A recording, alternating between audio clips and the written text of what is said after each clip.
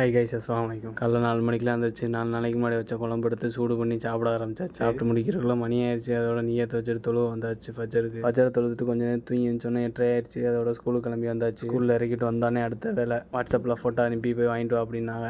2 பொருள் தான். இந்த தம்பிமீல நம்மளே பில் போட்டுக்கலாம். 2 பொருளுக்கு நம்மளே பில்லை போட்டு எடுத்துகிட்டு வீட்டில் வந்து கொடுத்தா கொஞ்சம் நேரம் உட்காந்தா மணி ஆயிடுச்சு. அடுத்து ஸ்கூலுக்கு இன்றைக்கி மட்டும் 12:30க்கெலாம் ஸ்கூல் முடிஞ்சிடும். டிராஃபிக்கில் தத்தளிச்சு ஸ்கூலில் வந்து வீட்டில் இறக்கி விட்டோன்னே அடுத்து காலேஜ். ஒரு நாள் மட்டும் காலேஜில் போய் வெயிட் பண்ணணும். 2 மணி நேரம் 3 மணி நேரம் நிழலில் போட்டு 2 மணி நேரம் தூங்கி இருந்துச்சுன்னு கரெக்டாக ஃபோன் வந்துச்சு. அதோட கூட்டிகிட்டு வந்து வீட்டில் விட்டேன். ரூமுக்குள்ளோட போல் அதுக்குள்ளே அடுத்த வேலை மேடம் கூட்டிகிட்டு ஃப்ரெண்டு வீட்டுக்கு வந்து 12 மணிக்கு ரூம் விட்டு வெளியே வந்தது. இன்ன வரைக்கும் ரூமுக்குள்ளே போல். அதோட ரூம் திறக்க மணி ஆச்சு. நமக்கு ஆள் வாங்கி வச்சனால இன்னும் கிடச்சிச்சு. இல்லாட்டினா நீ கிடச்சிருக்காது சாப்பாடு. வேலையை முடிச்சுட்டு கொடுன்னு வந்து உட்காந்தாச்சு. காஷ்மீர்காரு கிரிக்கெட் வெறியர். அவர் நோம்பு திறக்கலாம் கிரிக்கெட் தான் பார்த்துக்கிருப்பார். நமக்கும் பொழுது போகணுமே. அதோட அவர் பார்க்குற கிரிக்கெட்டை எட்டி பார்த்துட்டு உட்காந்துருந்தேன். அதுக்கப்புறம் மணி ஆயிடுச்சு. நோம்பு திறந்துட்டு மகரிபை தொழுதுட்டு கொஞ்சம் நேரம் போய் உட்காந்தேன். இசாவுக்கு மணி ஆயிடுச்சு.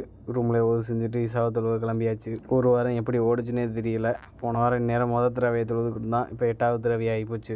சரின்ட்டு இசாவையும் திராவியா வித்ராஜிபையும் தொழுது விட்டு ரூமுக்கு வந்தோடனே மெசேஜ் குட்டி கொஞ்சம் ஃபுட்பால் ஆட போயிருக்கானா 9 கூப்பிட போகணுமா. சரின்ட்டு நம்ம 9 மணிக்கெலாம் கிளம்பி போயாச்சு. ஏன்னா டிராஃபிக்காக இருக்கும். போனால் பார்க்கிங் கிடைக்கல. சுற்றி வந்து ரோட்லேயே போட்டாச்சு வண்டியை. குட்டி கொஞ்சம் வீட்டில் வந்து விட்டுட்டு சகருக்கு சமைச்சிட்டு படுத்தாச்சு. இன்னொரு சந்திப்போம். அஸ்ஸலாமு அலைக்கும்.